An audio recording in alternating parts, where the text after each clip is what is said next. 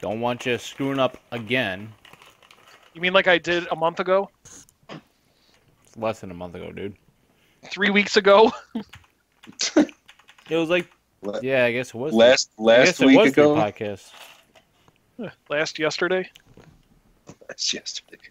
I always thought that would be a good name for a band.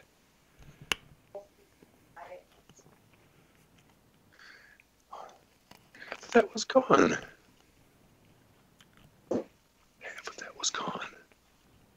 No, I did. Why are we whispering? Because you guys suck. I see dead people. I see alive people. Okay. So, yeah.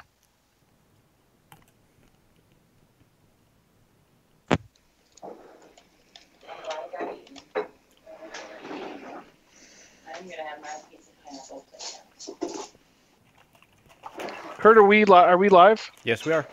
Oh, shoot. Hey, everybody. It's not like anybody really watches us anyways. Hey, the trolls watch us. Maybe not. They might be IP banned. Yeah. Usually when I get IP banned, it's in the bathroom.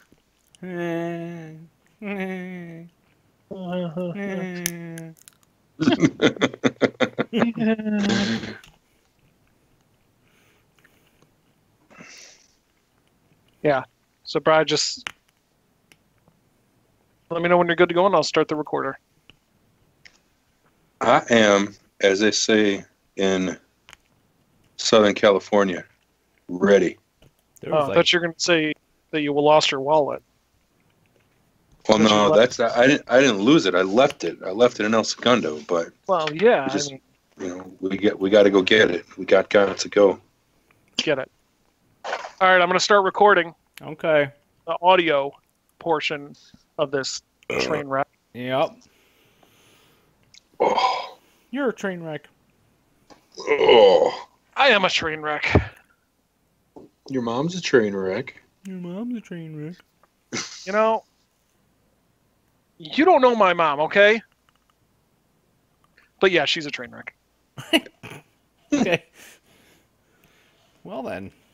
Yeah. Huh? Where is the monitor? Upstairs in our bedroom. That's okay, we'll wait. Good evening, everybody, and welcome to the Controller Throwers podcast for Tuesday, July 25th, 2017. This is episode 23, the inaugural Michael Jordan episode. Because, I don't know, I can't think of any other thing that's useful with 23. 23 Skidoo? 23andMe, isn't that's a thing? 23andMe? Yeah, it's a chromosome. 23 chromosomes. It's DNA testing. Oh, you mean for smart people? Yeah, you're forgetting that. I learned it. Nuclear. So welcome everybody. This is Mike Ryan here, and with me is Mr. Kurt Wendt. Hello. And Mr. Brian Davis. Hello. And we're going to rock right into the news today. Yes. Yes, we are. So the Super NES Classic Edition briefly became available for pre-order this past Friday at 10 o'clock p.m. in the United States. Walmart's website posted pre-orders for the sought-after system, and it quickly sold out. This marks the first time the system was available for pre-orders in the U.S. Not to worry, though. If you missed out on this Walmart availability, other retailers will be offering pre-orders prior to the system's release on September 29th. Although reports stated coming in that the pre-order was put up in error, and orders started getting canceled. So we'll see how this develops. Wah, wah, wah. GG Walmart again. Did they have problems like this before also? I've never heard of Walmart having a single problem ever. He's a Walmart lover.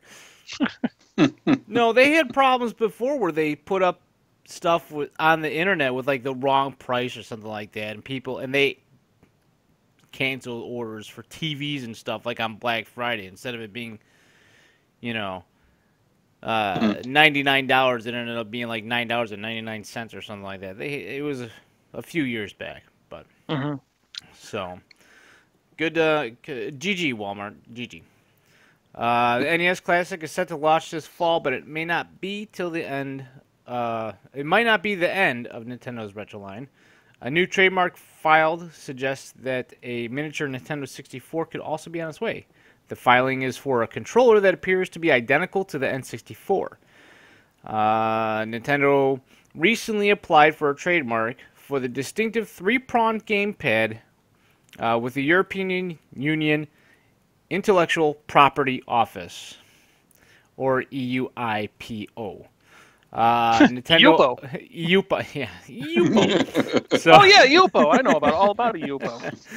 So Nintendo also filed similar trademarks for the NES and the Super NES controllers before the systems were announced, which suggests that the company might also be planning to release an N64 Classic at some point in the future. When will they ever stop? Do you think that they're going to go for a GameCube one after that, maybe? Are you asking us or the listener? Yeah, that wasn't a rhetorical question. Or was that rhetorical? No, I was actually asking you guys. Do you think that they would actually go... If the N64 did come out, do you think that they would also go ahead and throw in maybe a GameCube? Why not? I don't see why not. I honestly, I think what they should do and what they might do is jump into their portable line and do a Game Boy Classic. Oh. With a bunch of Game Boy games all preloaded.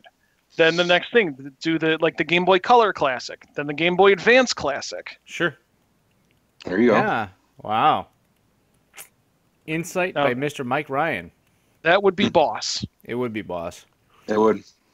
Yeah. So the NES Classic isn't the only retro console hitting the stores this year. New plug-and-play versions of Sega and Atari systems are also slated to arrive in fall. At Games has revealed prices of the retro consoles, which fans will be able to pre-order later this month. The Sega Genesis Flashback, the latest plug-and-play version of Sega's most iconic console, will retail for $80 when it releases. The system comes preloaded with a selection of 85 games. The console also features a cartridge port that allows you to play almost all, air quotes, original Genesis cartridges, 2 ports for wired controllers, 2 wireless Genesis-style controllers, 720p HDMI output, and a save, pause, rewind feature for every game. A rewind feature? In case you do terrible and you fall into a pit and you're like, I don't want to restart the game. That is very interesting. But here's the question. If you're playing Prince of Persia, and Prince of Persia has a built-in rewind feature, and you fall onto a spike, and you rewind, but you rewind that, would that tear a hole in the universe? It might. So please, do not try this at home. Don't play Prince of Persia and use the rewind feature, because if you try to rewind a rewind... you might rewind existence. Time and life and... So the Atari Flashback 8 Gold likewise retails for $80. The console will be preloaded with 120 titles, including Pitfall, Space Invaders, and Frogger. 2 wireless Atari 2600 controllers are also included with the console, with an additional 2 ports for wired ones. It also supports 720p output and the ability to save, pause, and rewind every title. Man, this is this whole retro resurgence is pretty crazy. Yeah, it's huge. I mean, everybody's basically jumping on the bandwagon. Yeah. I mean, with the success of what the mini NES was, or the retro NES was, I think all the companies are looking at it going, huh. Yeah. I was just gonna say that, Kurt, with the success of the SNES or the NES Classic, it's why not? Yeah. That and I mean, as Mike, as you know, the whole retro gaming collecting market is huge. So why not take advantage of it? Yeah. Well, people who grew up. Go ahead, Kurt. No, go ahead. I'll ask after this. People who grew up in the 80s and 90s, are now adults with disposable incomes. And, this really scratches that itch. Disposable? Who's got Well- disposable income? What do you do for a living? I install garbage disposables, Oh, okay. so I have a disposable income. So Oh. yeah. Jesus. You know, well, with an income, let me put it this way: their income is more disposable. Well, actually, maybe it's not. I was going to say their income is more disposable now than it was when they were 7 or 8 years old, because they didn't have an income when they were 7 or 8 years old. Well, I understand that, but teenagers nowadays have more of a disposable income than adults. Yeah. Okay, fine. With So- an income. With an income. With There an we go. income and a There you passion go. for these games that they used to play when they were younger. Yeah, So and now like let me ask you a question. What would you prefer then? These classic console systems or virtual reality or virtual consoles? Like Nintendo's virtual Honestly- store or right. Kind of Honestly, up in there. I would prefer the virtual console, because that's one less box that I need to hook up to my TV. Yes, I agree with you there. HDMI ports runs very scarce at my house. Like between the cable box, the Xbox One, the PlayStation 4, a DVD player, the Fire Stick. I mean, and then a laptop. Yeah. I don't have the amount of ports I need. So unless they make a TV with like 15 ports, sure, I'll be buying that Soon. TV. Soon enough. Soon enough. The back of Kurt's Entertainment Center looks like a fight between Spider-Man and Dr. Octopus. It does. It really. That is the perfect And the example. And you should see, like, even my studio with my 5 monitors I have. You should see the rat's nest that's behind my studio. Unbelievable. So, I mean, it's great for those who really want to, jump in on the nostalgia factor. I will say, those of you who are able to get a SNES Classic from Walmart are very lucky. Yes. Very lucky. Very, very lucky. Oh, did you get You one? got one? Oh yeah. Nice. I got. Oh man, I got a. They didn't cancel your order? They haven't canceled it yet. Wow. I had read that, so there's conflicting stories. Some people have been saying that Walmart has been canceling those who paid with PayPal for some reason. Yeah, so it went up at like 10 o'clock. I saw it on Twitter, and as I was ordering, a buddy of mine sent me a text. He's like, "Dude, it's up right now," and I'm like, "Shut up." No, I didn't say it. If he's listening, I didn't say shut up. I said thank you for the information. But I was able to get in, and I was able to order it, and like 3 minutes later it was gone. And then I had heard, and so I texted my cousin who's big into games as well, and he's like, just be careful because Walmart has a tendency to cancel these things. Sure enough, 45 minutes later, an hour later, word were coming in that orders were being canceled and everything. So I'm probably jinxing myself, but I got my fingers crossed that my order is still going to go through, and hopefully I got it set for in-store pickup. So hopefully come whatever it is, September, I will be able to finally play Star Fox 2. Yeah. Yeah, That'd be like- sweet. I wasn't too. I mean, the NES Classic was cool, but I wasn't too keen on it because as much as I love the NES, SNES is what I grew up on. Like I grew up with Atari and Coleco and all that stuff. That's when I was a little kid. Then when I was up until about 11 years old, that's when I was playing the original Nintendo. Super Nintendo was like my teenage years and all that other stuff, and that's where I found the most fun with the Super Nintendo. So I definitely wanted to grab this one. So And that's where you fine-tuned your gaming. yeah, my hardcore gaming and my platforming skills, all that other good stuff. So, question that I was going to ask before. With all these companies, well, not all, but Nintendo, Sega, Atari, coming back with these classic systems, since there was so many consoles out there back in the day, including in television, and you mentioned ColecoVision, what would be a console that is not on the list that's coming out that you would like to see come out? Oh, so what's your definition of retro? I mean, you could go anything from like the original like 2-paddle controller Pong one, all the way up to I would say probably like Dreamcast / that era. Okay. You know, I mean, right when they started doing CD-based games, I wouldn't really do much more into like the DVD-based games because then you start getting, you know, limitations on space and stuff like that, I think, and the cost of the retro system itself. For me, Brian, would you like to go first, or? Sure, because mine will be a quick, simple answer. I was going to say the Dreamcast. Dreamcast? Simply because, and correct me if I'm wrong, because I've never actually played the Dreamcast, but because it came out when... Right, exactly. It does have Shenmue, yes it does. Exactly.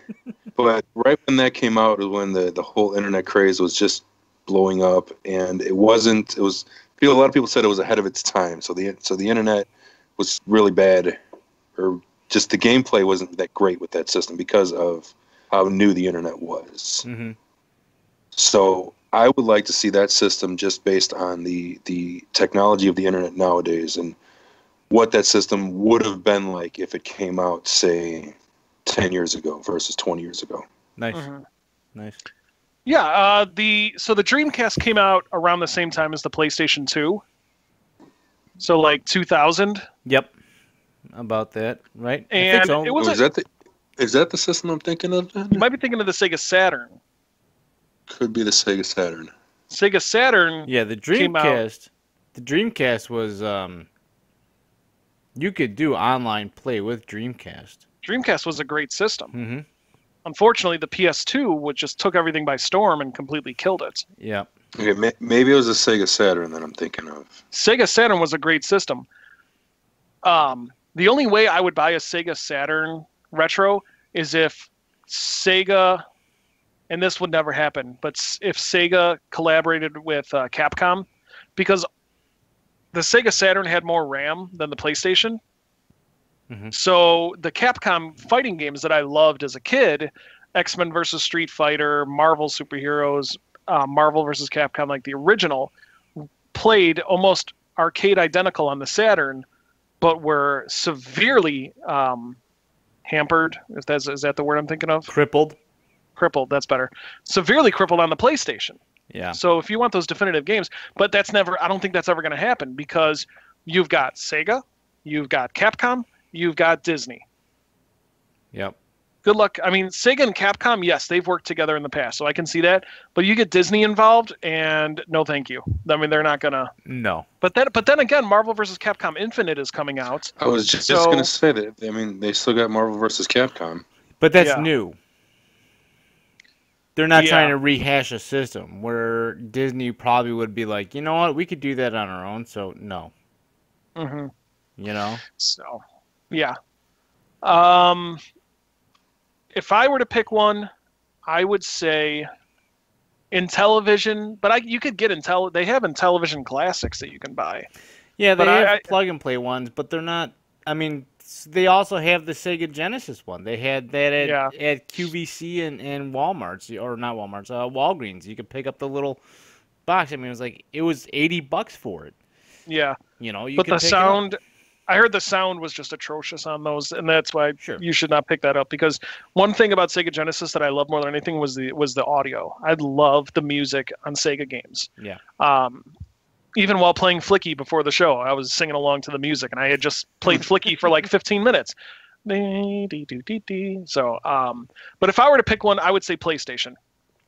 The original PS1? Original PlayStation, because you put the PlayStation 1, you have a PlayStation 1 Classic. You've got so many awesome games that I never really played a whole lot because that was in my Nintendo fanboy phase, which I still haven't gone out of, if you're wondering. But I never really played. I only played a few select games on the PlayStation. But you get a PlayStation 1 Classic. You put the Crash Bandicoot games on there. You put the Spyro the Dragon games on there. You put the Resident Evil games on there. You put the Final Fantasy games on there. Lara Croft. Tomb you Raider? put Tomb Raider on Tomb Raider there. was huge. That was a Tomb Raider was exclusive to PlayStation. Yeah. So that was one huge. of my, not only one of my favorite PlayStation games, but one of my favorite games of all time, Legacy of Kain 2 Soul Reaver, which was just so good. Such an awesome game, man. I thought you were gonna say like WWF, like Raw. No. If there's one thing the N64 had over the PlayStation, it was the WWF games. WWF No Mercy was the greatest wrestling game ever. I hadn't played a single wrestling game since then because everything else pales in comparison. Hey, Country Beast 22's on. Hey, Country Beast 22. What's up, Country Thanks Beast? for joining. So the WWE No Mercy was that. Oh man, that was so much fun. Did I ever tell you that story? See, we need to create like a bumper whenever I say, "Did I tell you that story?" And now it's time for another story time. Story time with Mike Ryan. So in college, I was playing WWF No Mercy, and you can create your own belts in the game. So myself and my roommate and our next door neighbor, we each created our own belt, and we would actually have title matches. And if the person beat us, they would get our belt. So we did a triple threat. Were you actually able to do that with 64? Yeah. You were able to create your own character and your own belts and everything too? Yeah. Because I remember playing the PlayStation version with one of my roommates back in the day. Yeah, the SmackDown. And I know that we were able to create our own characters and everything. I didn't know you could do that with 64. I didn't think the technology was there. It's interesting. Oh yeah. It was create your own character, create your own move sets and everything. Wow. Intro music? You could use any intro music that's pre-installed on the game. That's part of like any other character. So mine was my intro music was the Road Dogs music. Oh, you didn't know? Yep. Yeah. Mine was The Rock, I think, for my character. Just so so we had a triple threat match to just for the heck of it, but my roommate had discovered like a glitch in the game with his moveset, or not even a glitch, I'm going to say an exploit. Well, that's the same thing. where all he has to do is knock you down once, and he could just keep picking you up and knocking you down with this one move, and there's nothing you could do to get out of it. So he was being a total jerk. I had to bleep myself there. He was being a total jerk about it. He'd be like, "Okay, man, let's play." And he's like, "All right, sounds good." We put our belts on the line. He would pick me up, knock me down until my health was completely gone. And then he would just do his finishing move. So it got to a point where I was so angry, I just had to put my controller down and be like, "There's nothing I can do. Right. Like, you've got me beat, man, because you're abusing the system." So Sounds familiar. I conspired with my next door neighbor, so we had a triple threat match because my roommate would do the same thing to our next door neighbor, and so we did a triple threat match between the three of us, and we're like, "Okay, let's get started." And the two of us, like velociraptors in Jurassic Park, just pounced on my roommate, and we didn't even try to win the match. All we wanted to do was just beat the holy hell out of him. So he's pounding him, body slamming him, and throwing him off the ropes. I go out into the audience and grab a bell and run up and smash him in the face with the ring bell and grab a chair. He got so mad that he literally threw his controller and he walked out. He walked out of the room. He's like, "We're like, well, see now, how do you like it now?" Right. So, so that's my story. Now. Awesome. What the heck were we talking about? We were talking about classic PlayStation. Well, we were talking about which system they would want to see as far as a retro console. So I think a PlayStation retro console would be. PlayStation. Be awesome. I think that would be awesome, but I also think there might be limitations because even with PlayStation games, even though they were only CD based, you're talking sometimes like 700 megs a game. So if you're going to do a retro system like that with 80, 120 pre-built games in it, you're going to have like 120, a lot of space. 120 gig, but hard drive or something like that in there, or a flash drive. So you can fit that out all on an SD card now. Yeah. I mean, it would be interesting. Don't get me wrong. Yeah. It would be really interesting. I think for my pick, I would love to see a TurboGrafx. Oh, I That didn't even is think of that. one TurboGrafx system. 16 classic. Yep, that is one system that I truly do miss. Is my TurboGrafx, and I should have kept it because I had the CD attachment for it and everything, but I was a fool and I sold it. So That was my fault. I'm sorry. it's nobody's fault, but I mean, it just unfortunately that's one system out of all the systems I've had. I think that's the one system that I miss the most, and that one I believe was ahead of its time. 16-bit graphics when it first came out. I mean, it was basically like a Neo Geo killer, because Neo Geos were out with the 16-bit graphics also, but they were so expensive that the normal consumer would not be able to buy them. So I think out of everybody that I played video games with, I think I had one friend that had a Neo Geo, and they had like 2 games for it, and that was it. That was like $4,000. Yeah, because that's all. I mean, that's all that they could afford was 2 games for it, because it was that incredibly expensive, because it was, well, practically or almost arcade hardware. It was arcade hardware. Yeah, arcade hardware, built for consumers. So I mean, it was so incredibly expensive. And then when TurboGrafx 16-bit came out, everybody just kind of bought it up because it was less money, but still had the amount of colors and awesome gameplay too. And to that point, a Neo Geo retro console would be awesome too. Have it arcade perfect, and if they release it with like arcade sticks, like miniature arcade sticks, that would be a good idea. Yeah, absolutely. All right, so getting off the retro news into the San Diego Comic-Con that happened this past weekend, which there was no shortage of video game related news. One such story was on the Marvel vs. Capcom side. There were 4 new characters that were announced. However, all were returning characters. So on the Capcom side, you have Nemesis from Resident Evil, Mike Hager from Final Fight, and Frank West from Dead Rising. And on the Marvel side, you have Spider-Man. Yay! No, there is no yay to this. Honestly, no news, right? There's a big hefty boo to this. We got a big announcement for you guys. All the same characters are coming back, right? Yeah, it's all people. It's like, hey everybody, here's some new characters for Marvel vs. Capcom Infinite.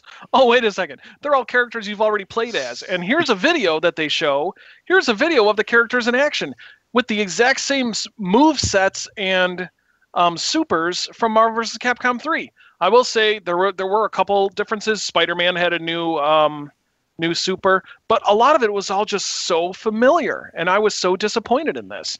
So with your permission, with your blessing, I would like to give Capcom this week's finger of shame.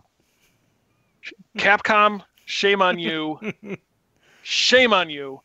Do something a little more original with the characters. You've got Leon Kennedy from Resident Evil 2 you could put in your game. You've got Cyclops, who hasn't been in a fighting game since Marvel vs. Capcom 2. You've got so many great characters that you could put into your games, and yet you choose to rehash old stuff. Shame on you, Capcom. Sorry about that. I get a little heated when I see, because I was so excited. You should see the video. For those of you who are listening to the podcast, you really need to start watching on Twitch, because I think Mike just turned 4 different shades of red just in that rant. I think here goes a 5th right here. Right? Triggered. Very triggered. But yeah, so it's nice to see. I like Nemesis. I played as Nemesis. Spider-Man. Spider-Man's a given. He's got to be in there. But come on, Capcom, you got to put some effort into this flipping game. So, Country Beast 22 said he missed the subject, but he's loving the new Mega Maker. I think it could be. He thinks it could be a successful game. I haven't downloaded Mega Maker. Thank you for the reminder. I really want to play it because last week I was freaking out about it, and then I forgot. Yeah. So yeah, I got to download Mega Maker. Thanks for the reminder. So yeah, so that's the big news that came out of Comic-Con for Marvel vs. Capcom.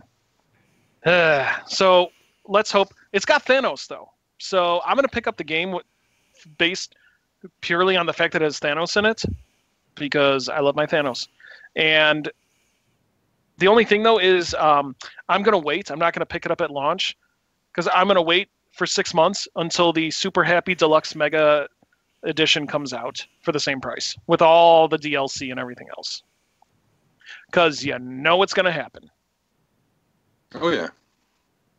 So, and speaking of games, what the heck kind of segue is that? And speaking of video games, No. So it's my favorite time of the month. What time is it? No, it's not Adventure Time. 8:40.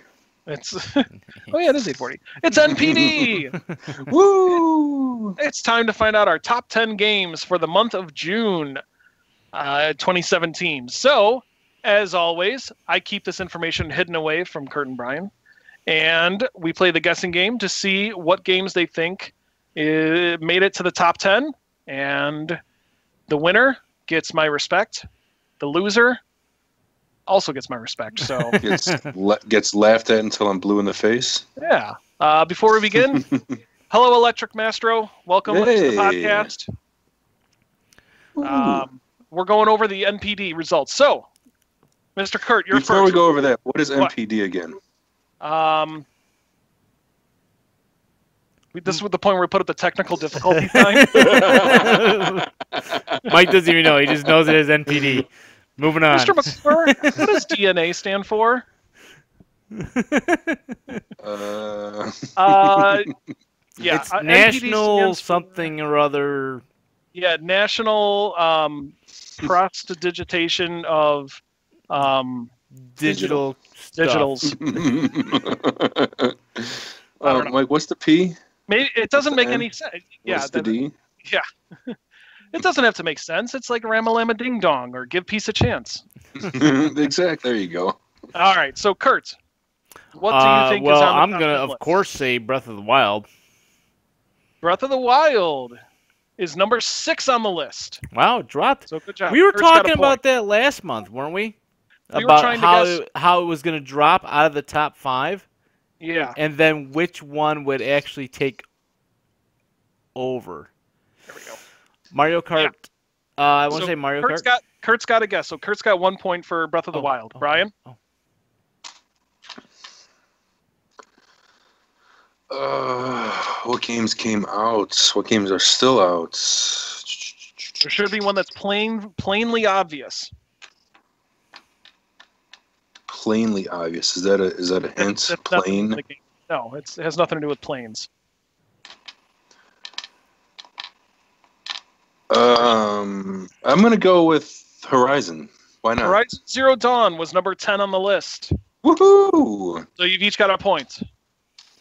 All right. What Do you I think is next? really have to spell this out for you, dude? What, NPD? No. Brian, he's like, oh, it's blatantly obvious. It's blatantly it's obvious. blatantly obvious. Go ahead, Kurt. Let him have Destiny it. 2. That game. Destiny 2's not out yet. Oh, wait. I mean, I'm sorry, not 2. Nope, Destiny 1. Nope. You guessed. You made your guess. I meant 1. But Destiny 1 is not on the list it's either. not? So, Okay. all right, Brian, you're up. Is Mario Kart still up there? Mario Kart is number 7. See, I already guessed that. I gave that one away. So Brian's got 2. Country Beast, Friday the 13th is not on the list. I think because it's digital only. But I got a story about that too. What do you think, Kurt? Kurt, I'm going to give you the same hint I gave Brian. It's plainly obvious. Like, once you say it or once you get it, you're going to say, oh yeah, how did I know that? How did I not know that? I don't know. I'm going to say GTA 5. Oh, I think I got it. On there. What's that? I was going to say that. I said I know Grand Theft Auto GTA 5's on there. It got bumped up to number 3 on the list. He got bumped up? How is that game still? Because it has legs. Granted, We talked about that last month. Let alone the top 10, the top 5. Yeah. The top Good 3. Lord. It's the top 3 now. Yeah. All right, Brian, you're up. Is that the one that was obvious? Yeah. Okay. Why was that so plainly obvious? Because it's on NPD. It's on the NPD top 10 every month. I get that's true. That is very true. For what, the past 30 years? Yeah.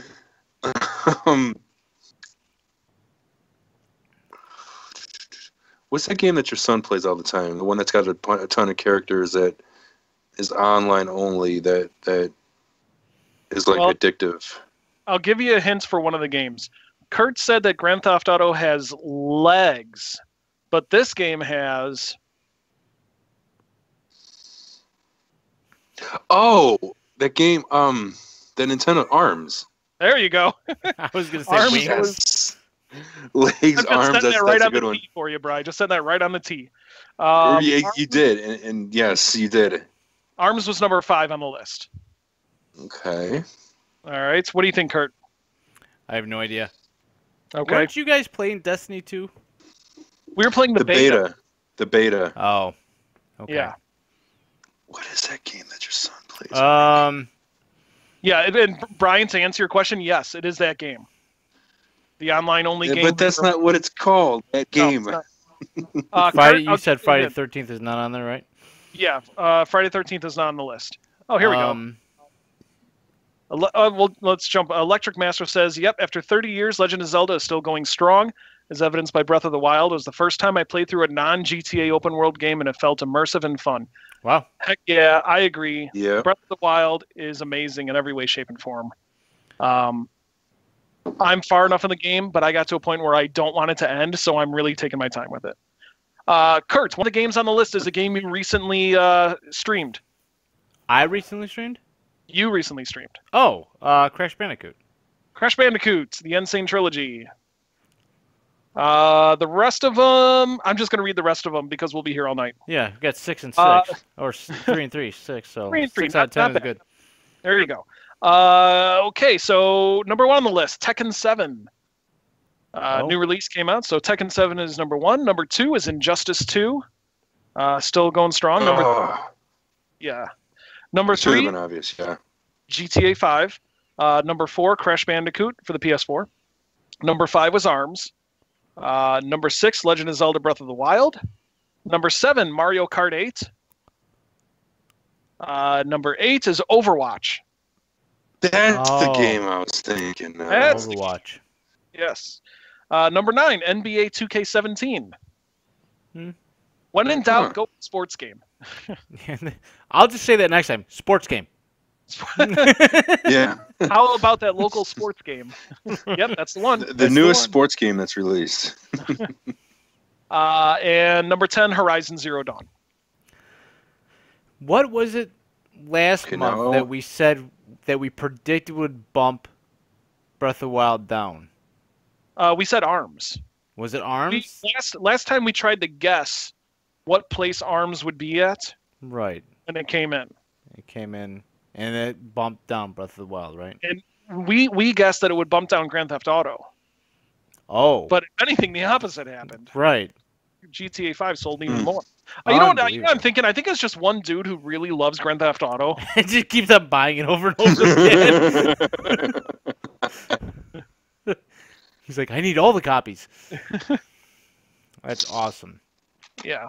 So, and really quick too, just for everyone that was wondering, NPD was formerly stood for National Purchase Diary. Oh. But I guess they've shortened their name down to just the NPD Group. I like my acronym without better. getting more into. I do too, but just without getting more into that, I thought I'd let you all know so we can sleep tonight now. Nice. This is why we got to have one of those NBC The More You Know stars coming across the screen. Right? Or Mike, we can also do, since this is a throwback, a little bit of a throwback to the 80s, and now you know. Because knowledge is power. And knowing, Oh. no, and well, okay, and knowing is Half the battle. Half the battle. Have There you watched go. any of those G.I. Joe videos? Not recently. No. These ones came out a long time ago, and they dubbed over the G.I. Joe public service announcements. Oh no! And like these two kids are trying to cook in the kitchen, and it sets the kitchen drapes on fire, and it shows the G.I. Joe guy running through the hall, and he's like, "Pork chop sandwiches." I was actually just gonna say, because that's the only one I remember, is pork chop sandwiches. And it was one I where didn't like see that. these two kids, and there was another one where the two kids come across a live wire that broke from a power line and is like bouncing around on the road, and they're just staring at it. And then I think it was Heavy Duty was the G.I. Joe guy that comes up and he goes, "Hey kids, who wants a body massage?" He's like, "Body massage." And then at the end it goes, "G.I. Joe." You gotta watch it. I'll have to. I was crying watching I'll have those. to look it up on man, YouTube or something. Yeah, those have to be like 15 years old. They were hilarious though. The original internet memes. Yeah. Mm. So. All right. Well, Moving on. going back to Crash Bandicoot, Stormy Accent, or Stormy Ascent. I like Stormy Accent better. Yeah, it's kind of a weird combination, huh? Tough as Nails level that was cut from the original Crash Bandicoot is finally set to release to the public more than 20 years after the game's release. At San Diego Comic-Con, Various Versions has announced a DLC pack that adds to Crash Bandicoot Insane Trilogy. Interesting. According to the director of recent released Insane Technology, we got a whole of level, and the team really wanted to give it to the fans because there's a number of fans who've never gotten to play it. But a number of fans have. It's one of those bonus content areas, the team said. Hey, we've got the time to do this, and they sat down and made it and finished the level out. The level is now available for download for free for a limited time. That's cool. So, me playing the original Crash Bandicoot, last week, I think? Yeah, I probably wouldn't try that level because I rage quit. After Kirk got triggered. I got triggered. I got triggered because I couldn't save my progress, and then I got bumped down to the second level back from being on like level 6 or 7 or something like that. Mm-hmm. I played Crash Bandicoot 2, and I enjoyed that. So that wasn't too bad. But That's good. Rage quit number 1. Yeah, I think when I hard, was though. reading up on this, they said that the developers, so they completed the level and did all that stuff. It took the developers about 70 to 80 tries just to beat the level themselves. Wow. Oh my God. So apparently it's extremely difficult level. But so I plan to eventually get the Crash Bandicoot trilogy. So Nice. I just downloaded because the level's free. Otherwise, after a month, it'll be like $3. So Oh, I is just it? Okay. downloaded I just got it now in the event that I do get Crash Bandicoot further down the line. Awesome. So yeah. Awesome. I love the idea that they've gotten a hold of it. They're giving it, they're finishing it, and they're giving it to the fans. I love the idea that they're giving it away for free, even if it's for a limited time. They're saying, hey, give this a try. Here's something. Here's just a bonus for you, whether you can beat it or not. Here's something for you. I love that. Right. So let's see. Actually, I'm going to jump in. We got a comment. I'm sorry. We got a Go comment. ahead. I see it. I see it. Go ahead. Go Okay. ahead. I see it. Electric Mastro says, I'm surprised there was a remake trilogy of the Crash games before a Spyro one, considering Skylanders. I know Spyro's appearance in Skylanders is limited, but that's more screen time than what Crash got. I think the last Crash game appeared was 2010's Crash Nitro Kart 2. That's a good point. Skylanders was huge, and that Skylanders was like a Spyro spinoff. So yeah, I absolutely think that that is surprising. You know what though? I can probably tell you right now that they're working on a Spyro trilogy. I have a feeling that's going to happen because I think what did Insane Trilogy do? 1, 2, 3, 4, 5. So Insane Trilogy was number 5 in the NPD, which is really good considering that's a PlayStation 4 exclusive. The other 3 games, Tekken, Injustice, and GTA, are all multi-platform. Right. As far as the general audience of kids today are concerned, in 2017, they'd probably recognize Spyro more than Crash. Yeah, that's a good point. So that's another good point. Yep. Yeah, I have a feeling that Spyro is going to be that'll be the next one. They'll see the benefit and how well Crash did, and they'll do the same thing for Spyro the Dragon. Again, games that I never played. So if Sony released a PlayStation Classic, boom, I'm all set. But then again, I would rather. Going back to our conversation we had like 3 months ago, when we talked about if we should play the remake or if we should play the original. Kurt, I think you'd rather play the remake of Crash. You only played the original. Yeah, the only reason why I wanted to play the remake is because of HD graphics. Right. All right, cool. With the same type of gameplay.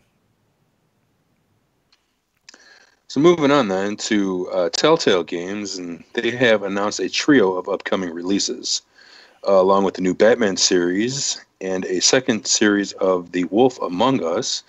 The developer is at work on a final season of the Walking Dead series. Telltale revealed the news via a video sent just in time for San Diego Comic-Con. According to the video, the new Walking Dead season will be the 4th and final one in the acclaimed series. Telltale has revealed few details about what players can expect from the new season, though the developer did confirm that it will put players in the role of reoccurring heroine Clementine? Yep. Okay. Oh, that's so sad. So sad they're ending their Walking Dead. So one of my favorite games, man. I loved those. Those are such great stories. I'm not going to get into it. But I really enjoyed The Walking Dead. It's nice to see a new Batman series. I haven't played The Wolf Among Us, but I know that has a very strong following behind it. So I think just having these three games, I think, Telltale, they don't disappoint. We talked about it last week, how one of those games was rumored to be Batman, the Enemy Within. Batman. Yep.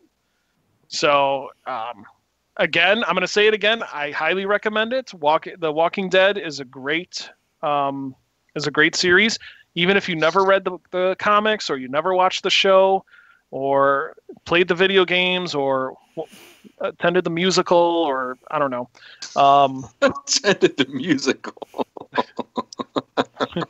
Zombies are among us. Anyway.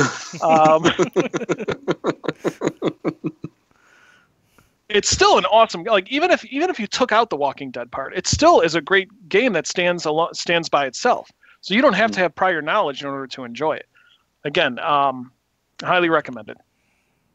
Brian, did you download the Game of Thrones Telltale series? Yes, I haven't started it yet. You haven't started it yet. Okay. No. Hopefully this weekend I'll get into it, depending on how much Destiny 2 we play. The beta, if we play any at all. Did it ever finish downloading? Yes. Actually, I think yes. Yeah, last night it did. All right. Eventually. All right. So, speaking of games that are... Why do we always... Whenever we switch to news, we always say speaking of. Speaking of this. Speaking of that, oxygen. Speaking of speaking. So that's it for the news. A lot of good information, especially coming out of Comic-Con, which, by the way, I know, Kurt, I forced you to watch it. Brian, I don't think you've watched it yet, but you have got to watch the trailer for Ready Player One. Oh, I must have watched it at least 20 times now. You're not the boss of me. You're right, I'm not. Let me do me a favor. Put your wife on the headset. I'll make her tell you to watch it. Yes, dear. When I was watching it again today, and I was actually clicking through, pausing it at certain spots, and every time I watch it, I catch something new. So there's in the trailer. Kurt, what did you think of the trailer when you saw it? I thought it was good. Okay, thank you. Thank you for that insightful, well thought out. I liked it. I thought it's gonna be an interesting movie. Yeah. I'll be excited to see it. So they in the second half of the trailer when they show that awesome car race, Mhm. and the camera pans over the all the people that are going to be racing before they get into their cars. So among those, I saw Bigfoot, I saw the car from Mad Max, and then another thing that I saw that was awesome was Christine. Oh, Hmm. I didn't notice that one. And sitting on the hood of Christine Jessica Rabbit was Lara Croft. Oh, And she's having a conversation with Master Chief from Halo. really? Yeah. Wow. And then not only that, but in the scene, there's a scene in the beginning where it shows this guy fighting both Freddy Krueger and Duke Nukem at the same time. I'm sorry. I'm gonna be geeking out over this. Mike, yeah, I was gonna say. I don't even have to watch the Mike's trailer. I can just geeking. listen to Mike talk about it. Right? In a world. In a world. Mike's geeking. So getting away from that. So the video games releases for this week. On the Mac, PC, PS4, and Xbox One, we have Fortnite. For the PC and the PS4, we have Pyre. Also on the PS4, Circuit Breakers. On the Xbox One and PC, Citadel Forged with Fire. On the Xbox One and PC, Fable Fortune. On both the PC and the Switch, Fate Extella, the Umbral Star. On the PlayStation 4, Pressure Overdrive. The PC, PS4, and Xbox One, Super Cloud Built. For the Switch, Overcooked. For the 3DS, Miitopia. For the 3DS, Hey Pikmin. For the PS4, Rugby League Live 4. For the PS4, Constructor. For the Switch, Namco Museum. For the Switch, Ultra Hyperball. For the PS4 and PC, Sundered. And Nintendo, in case you ever wanted a 17th DS system, they're releasing the new 2DS XL, which actually looks pretty sweet. So they're releasing a new hardware in case you want that. Anything pique your interest, guys? Not really. It's kind of like I don't know. I think I'll have to Google Constructor. I think it's Constructor HD, which is it's a remake of the old one. Okay. Yeah, nothing really jumps out at me. Gotcha. Same here. I haven't heard of any of these. Okay. Nothing's really piquing my interest. I heard Fortnite is supposed to be pretty good. I'm interested in...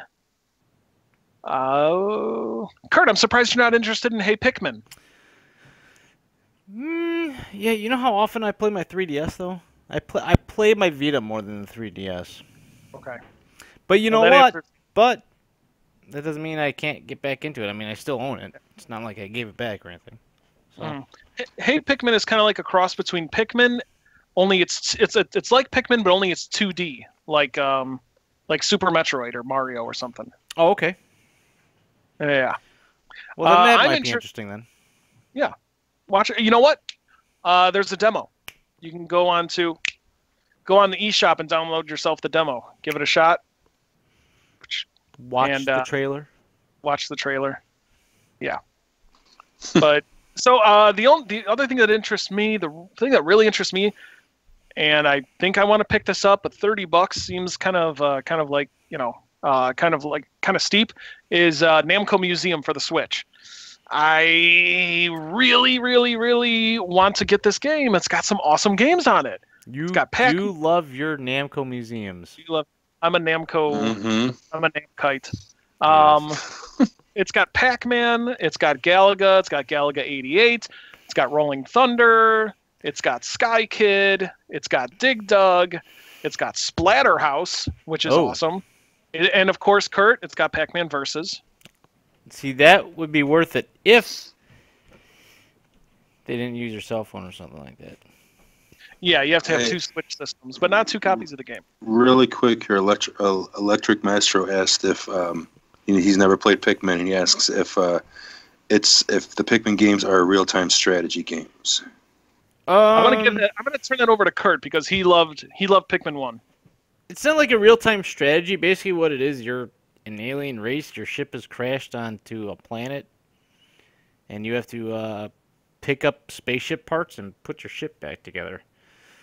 So it's I wouldn't call it a strategy, like a real-time strategy game. It's just kind of a, I don't know, what would you call it? I would call it a real-time strategy. Really? You would? Okay. Well, then I'm wrong. So why do you ask me, Mike? So you just roam around the map looking for parts? Well, so the way it plays is, Brian, I know you might be able to chime in on this because I know, Brian, you were a huge fan of Army Men RTS. You remember Army Men RTS for the GameCube? I do remember those Army Men games. I played several of them. Yeah, that's when I first learned that you were quite the rager when it came to difficult games. Because I remember you saying there was this one level where you actually like got up and jumped through your drywall because you were so mad. What? You just bash right through your own wall. No, but no, I remember you telling me one level that you couldn't get past because it was just, near impossible. Yes, okay. But Pikmin, but the Pikmin game, so you play an astronaut and you pick these flowers out of the ground that are like actually little like alien dudes, and you make them go grab your parts to your ship and bring them back, but you also use them to attack enemies. And so you kidnap the natives of this planet and you force them into slavery. Yeah. You know what? Yes. It seems to be a lot of common themes like with Nintendo. So Pikmin, yes, you crash land on a planet, you kidnap the indigenous species, and you force them into labor. Pokemon, you're on an island. So how would that be a strategy? I don't. Well, because I would say it's because strategy, because you've got to figure out, because there's different types of Pikmin. Like if there's an enemy, I'm going to use my what color? I think it's what color Pikmin are the heavy hitters. Well, I don't know. I can't remember which ones. There's red, blue. Ones? There was red, blue, and yellow. I'm just picking a number out of the. Yeah, there's red, blue, and yellow. I can't remember which ones were which. I think red were normal, yellow were fast. I don't know. I'll have to look it up. But you got to choose which Pikmin to use against the enemies. There's boss battles. You also have a time limit in order to get back to your ship before nightfall. So there is some strategy involved. So I guess. I don't know. I think, you know what? I think, Kurt, you got your next stream set up now. You want me to stream? You want me to stream Pikmin now? Actually, put it on the list. Yeah, I'll have to put it on the list because I actually promised I would give Shenmue a try. Oh gosh, you're gonna stream Shenmue. I'm going to try to stream Shenmue. Nice. Spicy Pepper, hello. Yes. Welcome to the stream. Spicy Pepper. Yeah, so I'm going to try that. Also, somebody suggested some Tomb Raider, and I was a Tomb Raider fan back in the day. I played it for the original PlayStation, so that's on the list. So I'll have to add some things to the list. Yeah, I remember. And now it's time for another story. I'm gonna make this one fast. I remember playing Tomb Raider. And my wife enjoyed watching me play it only when I did a swan dive off of a cliff and just landed right on the pavement. Just here, honey, watch this. Yeah. So Namco Museum. I'm interested in getting Namco Museum on the Switch because it's got those games. The only downside is, so let's pretend this is a Switch. It's got a really nice background, but the screen is only like this because they try to emulate the arcade screen. Oh, really? Can you turn it sideways, though? That's the thing. You could turn it sideways, and it'll play like an actual arcade cabinet screen. Okay. So at least you have that going for you. Yeah, so that's why I picked... Actually, I'll get into this before I do our retrospective. I went on the Wish app, and I purchased this awesome Switch... I guess docking station. Just a play stand. It's not hooked up or anything. Which is, and it's foldable, so it's pretty cool. I ended up getting this for like $3. Oh. So doing some live unboxing right now. So, so it just looks, you could put it in with your Switch carrying case, and then it folds open. So let's open that up. Folds down, and this little part here comes popping out eventually. There it is. So it holds the Switch. Boom, just like that. Wow.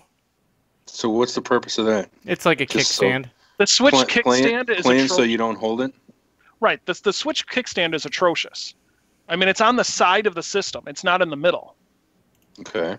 So, like before I go to sleep at night, I like to put the Switch on my nightstand and just kind of lay on my side and play a little Minecraft to kind of help, bore me to sleep.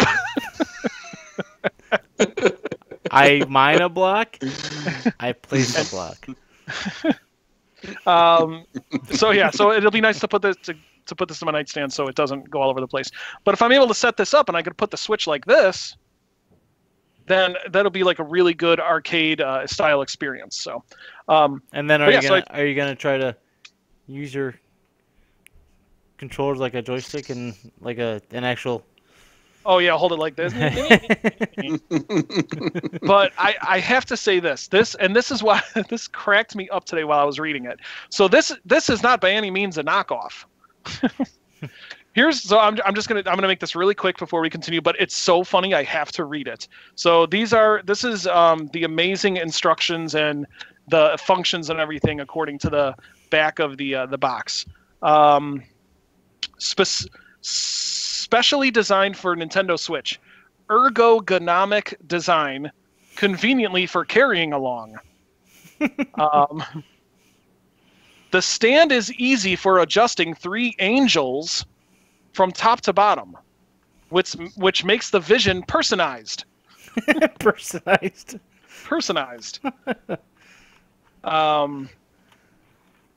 It had me cracking up just to see this the terrible English. This product, all one word. This product is not designed, manufactured, sponsored, or endorsed by Nin space 10 space do. Yeah. That's hilarious. It's funny. 3 angels from top to bottom, which makes the vision personalized. Personalized. Okay. But that's my new word.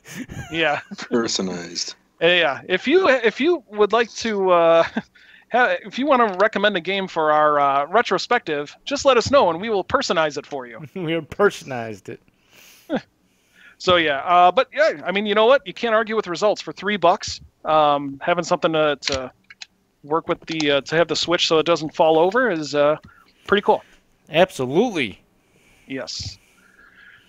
All right, so moving on. So we're going to get into our new segment that we're calling our retrospective. So how this works, each week, one of the other 2 controller throwers will designate a retro game for the third to play and to research for that week.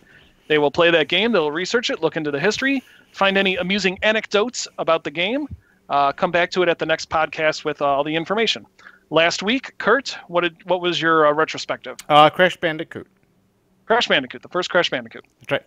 So Kurt did his thing, and then Kurt and Brian, not the reboot, the original. Right. So Kurt gave us some really interesting information, including the information on Stormy Ascent, which was in the news this week. So for this week, Brian and Kurt assigned me a Sega Genesis game called Flicky, which I had heard of, but I didn't know a whole lot about it. So it was fun to get into. And once I learned more about it, I remembered they have this game at the Galloping Ghost. I did not know that. Yes. Galloping Ghost, for those who are not from the Chicagoland area, if you're ever in Chicago, don't go to a Cubs game. Well, you shouldn't go to a Cubs game anyway. No, you really don't want to go to a Sox game. Yeah. Hey, you'll probably get shot. Just saying. Mm-hmm. Just saying. I would tend to say avoid Chicago sports teams altogether, though the Blackhawks are probably the only ones worth going to. Yeah. I would probably say avoid Chicago altogether. But do not avoid but do not avoid the city of Brookfield, which is right on the outskirts of Chicago. In Brookfield, there is a place called the Galloping Ghost. It's run by an amazing guy that we've had the pleasure of meet several times, Doc Mack. He loves arcades. He loved playing Mortal Kombat back in the day, so he decided to build his own arcade. This is probably the biggest arcade in the world right now. It is, yeah. It's the biggest arcade in the world. The concept of the Galloping Ghost, you go in, you pay a $20 cover fee. 15. It's 20. Oh, they It's changed 20. it? I thought it was Oh, they 15. bumped it up? Okay. It was 15. It's now 20. Okay. So you go in, and they have they just reached number 500, or I think they just reached number 600. 600. They just reached 600 arcade games. So they have 600 different arcade games, all set to free play, and you can stay there till 2 in the morning, playing all the games you want for as long as you want. For anyone who loves video games, this is like a journey. This is like a mecca for you. I was gonna say it's like Mecca. Yes. This place is amazing. If you love those games, if you love arcade games, if you grew up on those, like the moment you walk in, that arcade smell will hit you, and you'll feel like you were like 7 years old again. You get slapped in the face with it. Slapped right in the face with that arcade game smell. You'll recognize it when you walk in. But if you're ever in the Chicago area, look up the Galloping Ghost. It's definitely the place to be. You should definitely go check it out. Yep. So they had Flicky at the Galloping Ghost, and I remembered playing it for a few seconds. But some information about this game, Flicky. So Flicky, of course, was an original arcade game. It was developed by Sega. It was originally released in the arcades in May of 1984.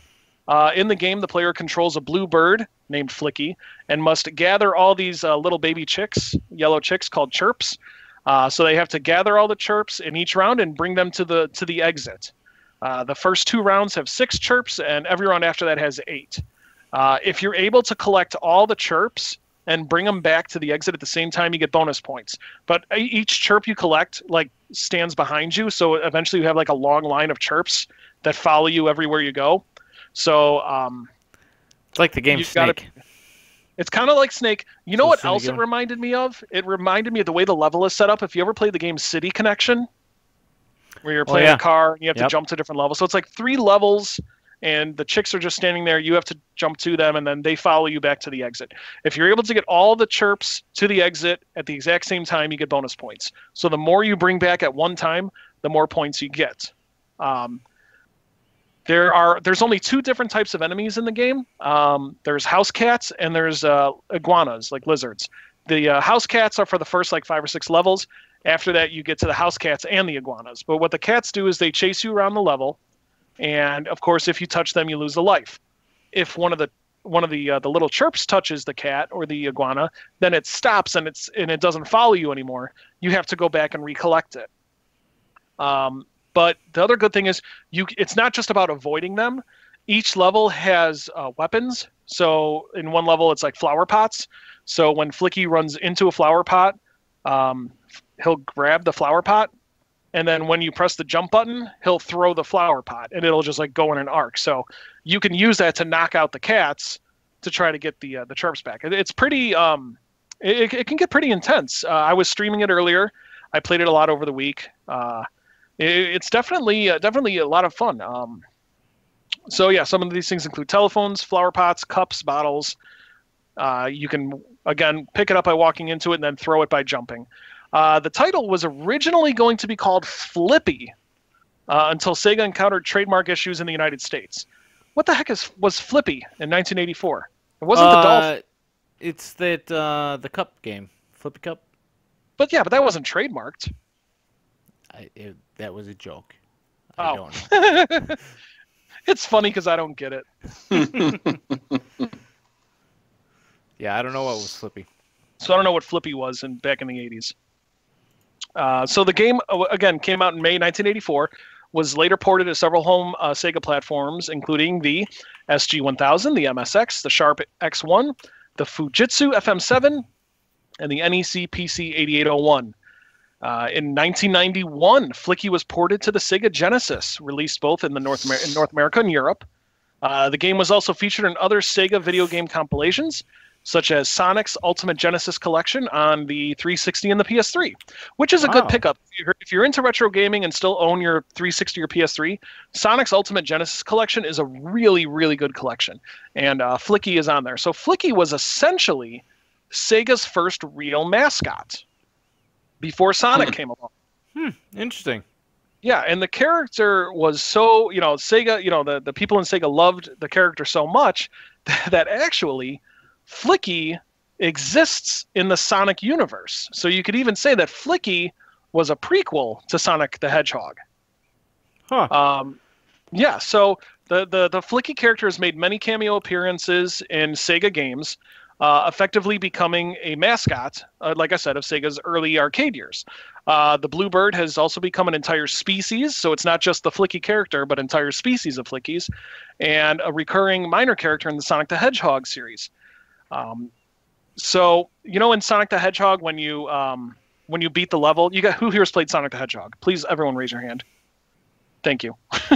You'd be kicked off. That's it. You're out. That's it.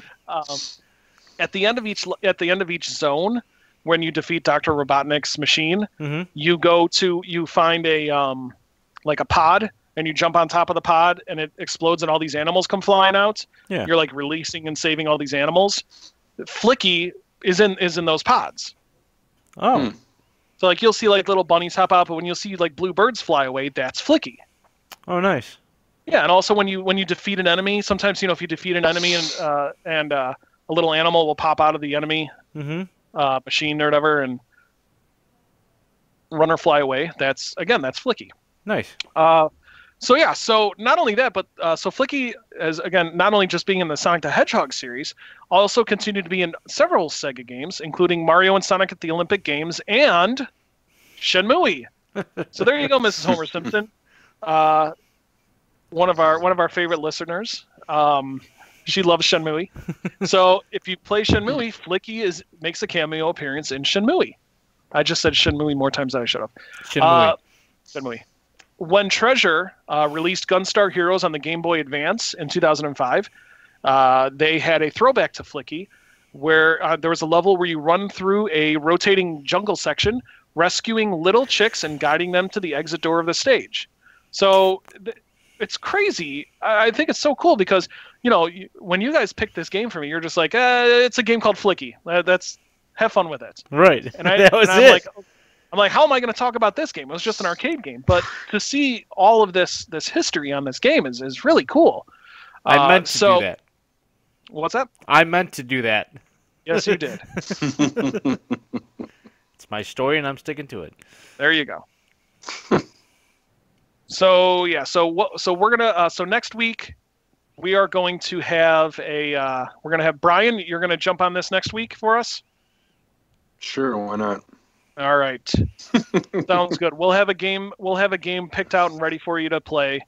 We're gonna have to talk to see what retro consoles you own and what other games you've got, so we can jump on it. And we'll do that. We'll do that off cast. Yeah. We should have done it prior to casting, but we forgot. It's our second week doing this. There you go. Yep. The retrospective, that is. The retrospective, yeah. Well, yeah. So that's Flicky. So I'm going to jump right out of retrospect, and I'm going to our retrospective. I'm going to jump right out of there. As long as I'm talking about Flicky, since I played that, I'll jump right into what I've been playing this week. So here is what we've been playing this week. So I've been playing Flicky, and I'm okay at it. I think I got to like level 6 or something like that before I rage quit. I also played some Super Metroid.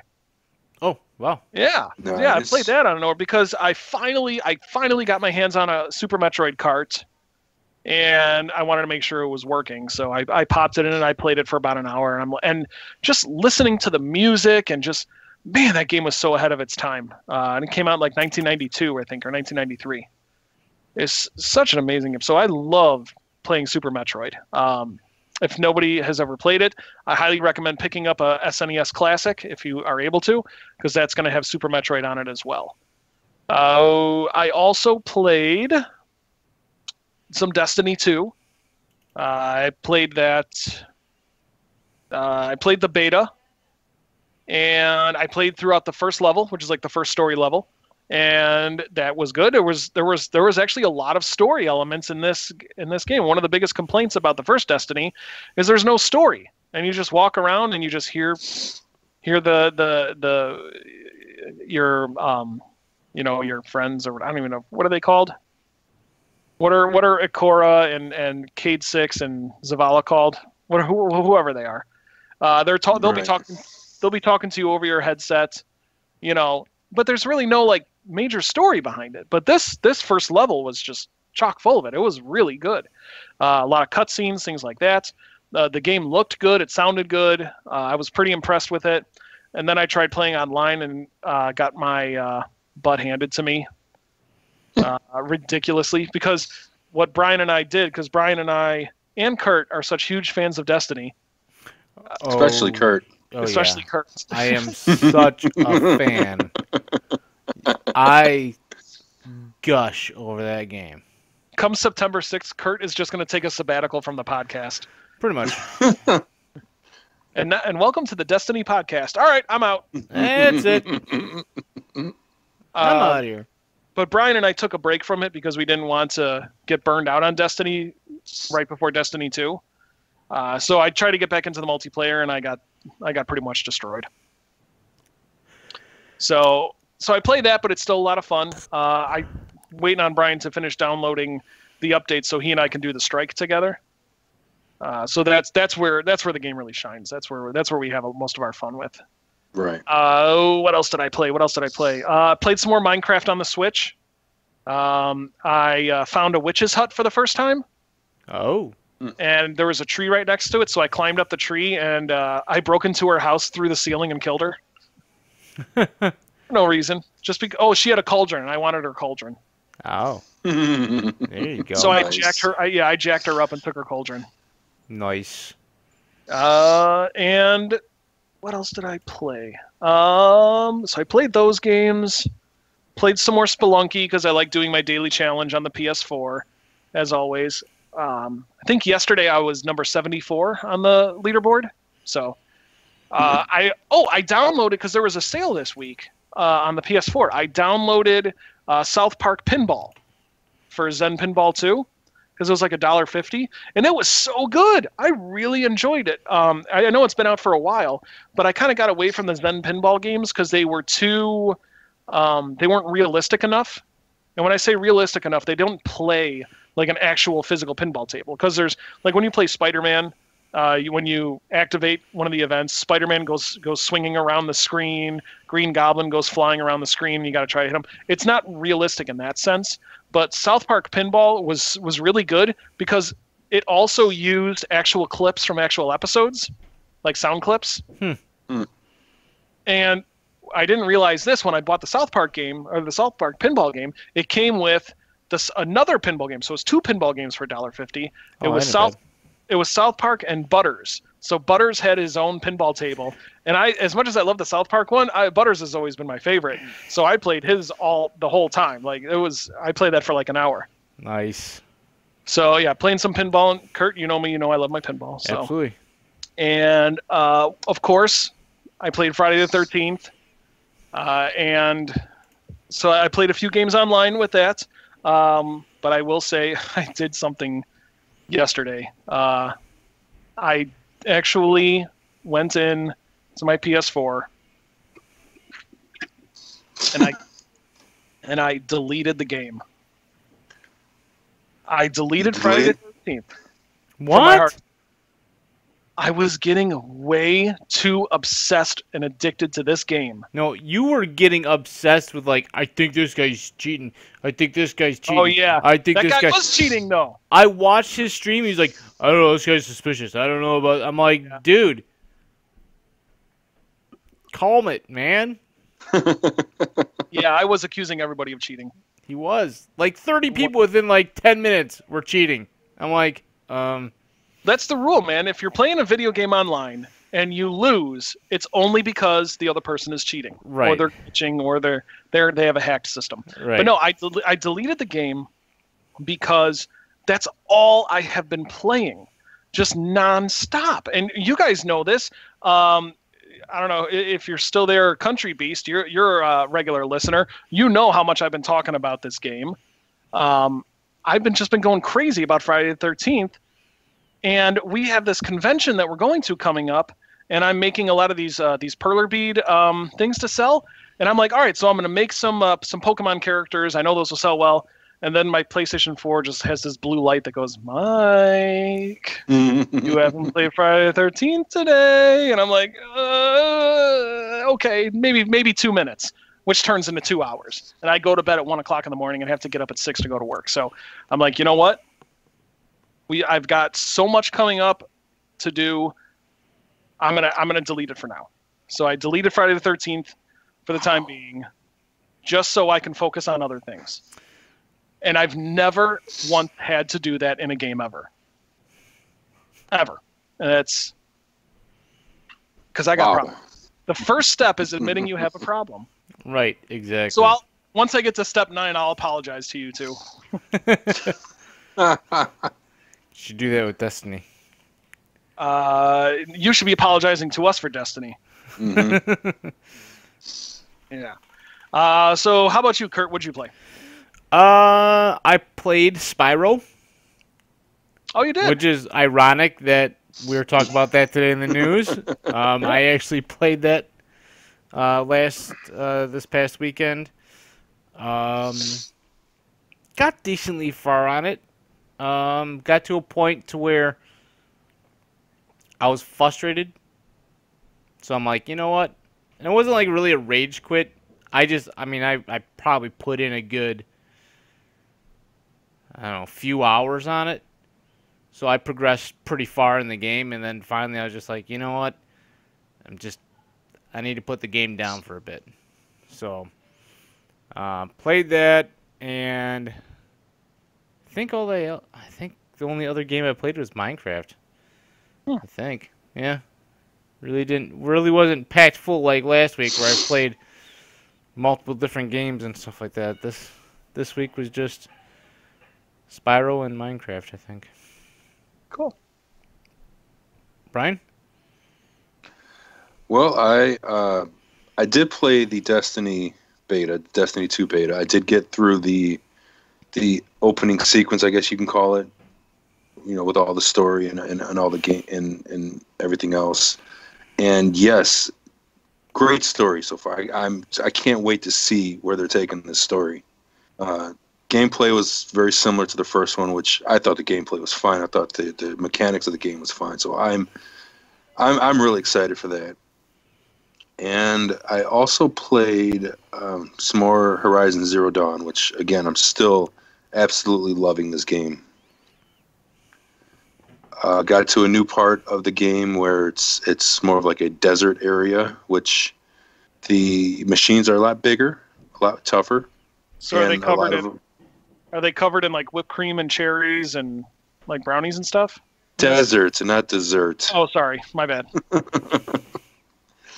So yeah, that's also I didn't have much time either this weekend, but those are the games I'm playing, and like I said, just absolutely loving Horizon, and hopefully I'm finished with that by the time Destiny comes out. All right. Sweet. Have you tried tethering two of the beasts together yet?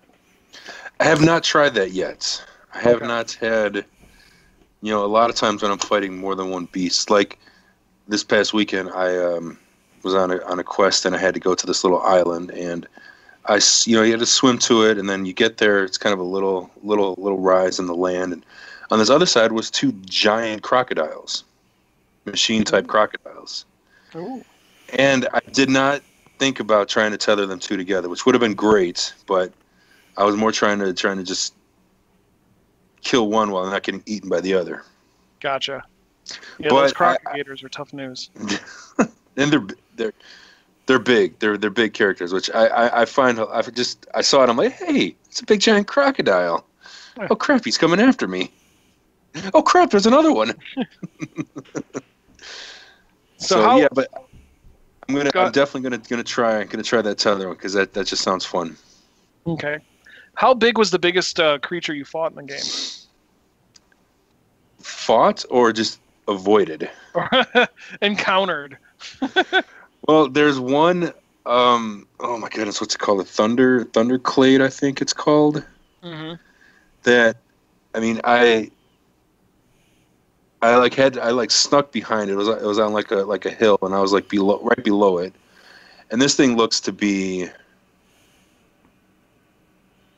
I mean, probably 30 times my size. This thing's just gigantic.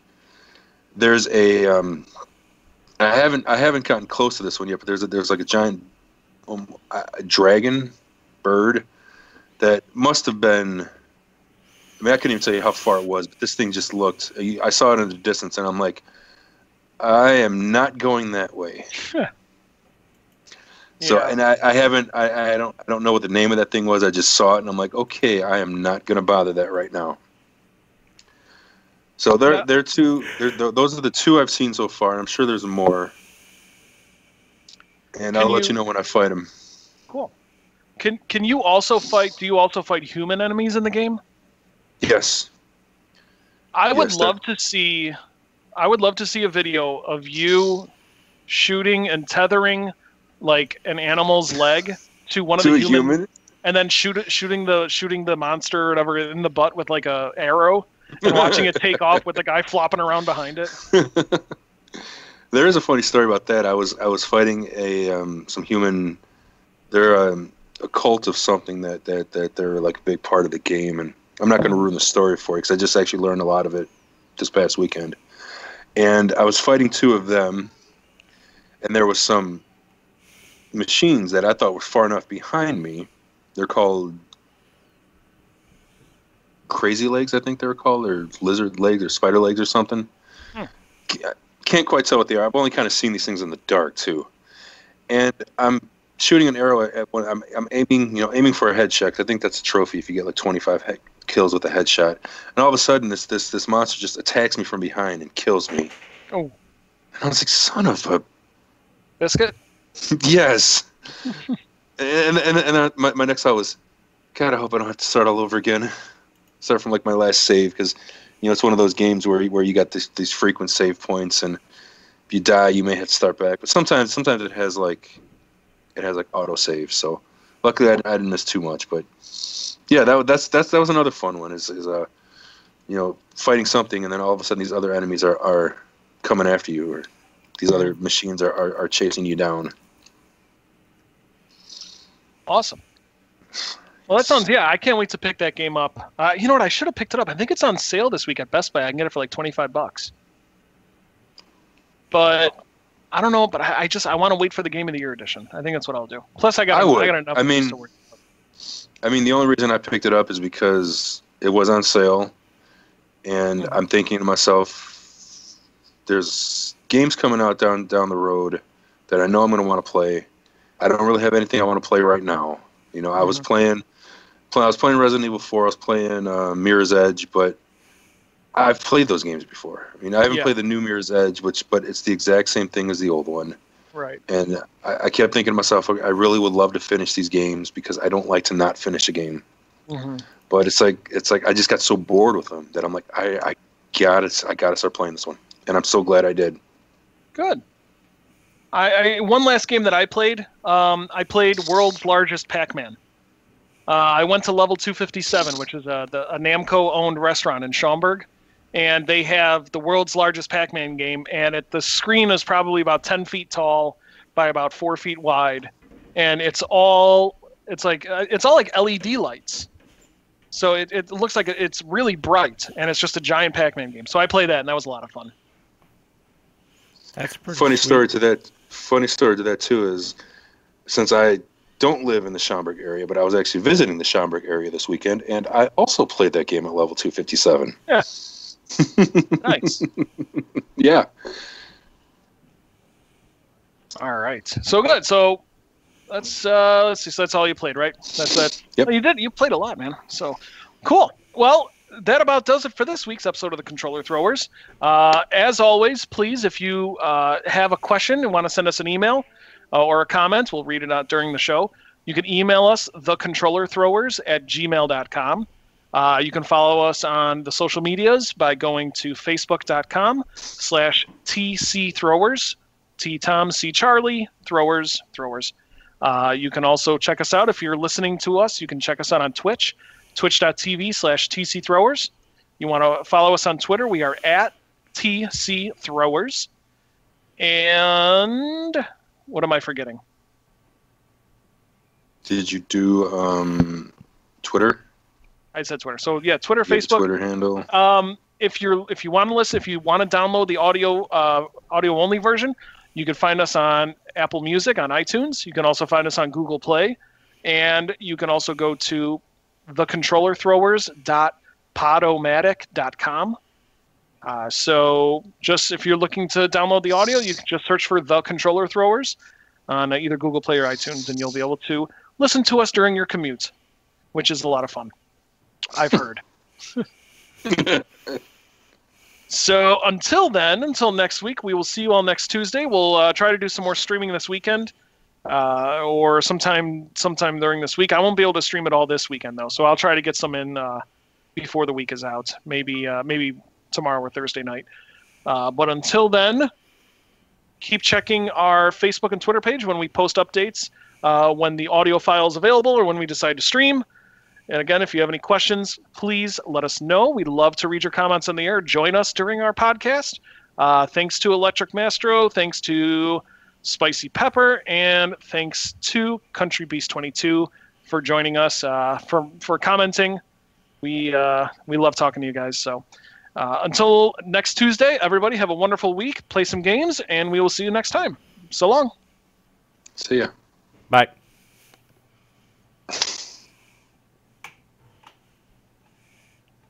All right. I'm going to bed. Okay. Oh, I can let out my gut. Yeah. Get some sleep, Kurt. Yep. I will say this before I let you go. I'm going to show you one thing. So I got a lot of the decals done for the